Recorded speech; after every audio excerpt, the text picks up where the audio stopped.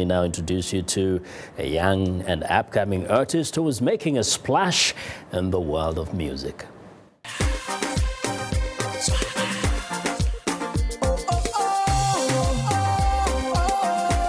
Jodi Clark was born in Liberia, but as a young boy, he and his family had to flee to neighboring Ivory Coast at the height of a brutal civil war in his country. Growing up in Abidjan, Jodi was haunted by the things that he had witnessed in his home country and reports of the ongoing war. But he found solace in music.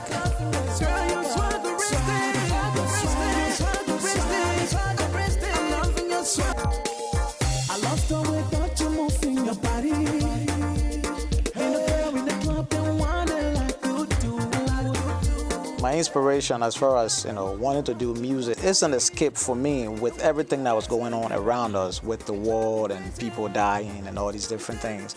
A lot of young kids ended up being young, child soldiers, and that's all they could turn to. But with me, music was like a comfort zone for me. So whenever I'm listening to music, I forget everything that's going on, and I'm just in a whole nother world. And it's just a way to me trying to give back to my generation through music. I feel like with music, it can help them a whole lot to kind of like pretty much forget a lot of things that happened to them during the war.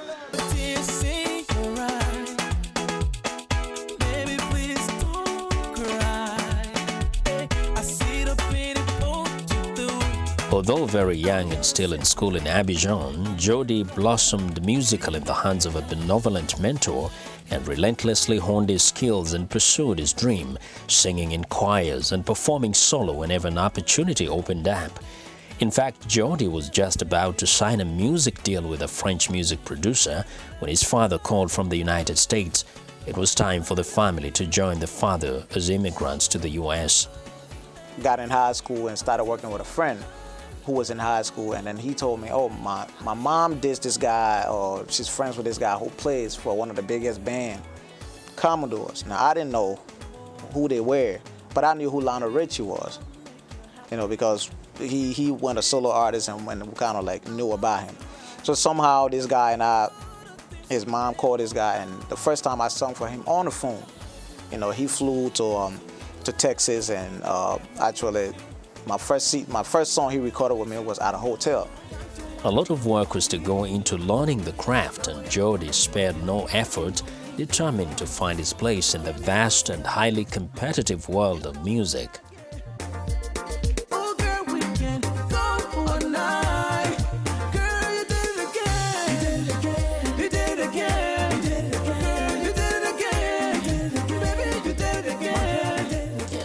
You've done so many songs since then, right. But I think one of the songs that I noticed when I checked you out on YouTube is called Swaggeristic. Swaggeristic, right. Tell me about Swaggeristic.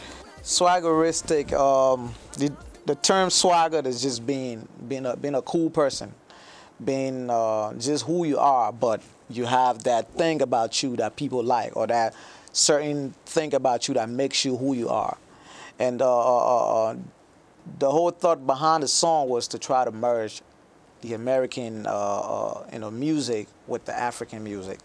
So what I did was I sung the song just like I would be singing an R&B song, and then I took the African drums, the African bass guitar, and the rhythm guitar, and actually created the music behind it. So that way, even though I'm singing this R&B song, it still gets people bobbing their head and gets them dancing in the club.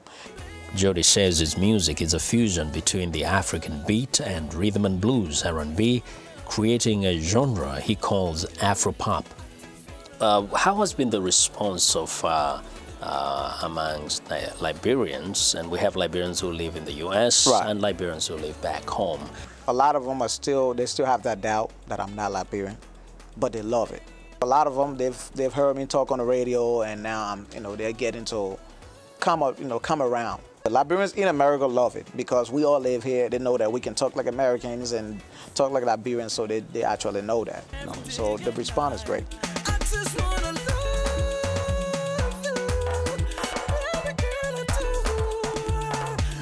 Jodi says his next move is to set up a foundation to reach out to children in Liberia and through his music inspire them and nurture their talents so that they can attain their full potential. Meanwhile, Jodi says the music will go on.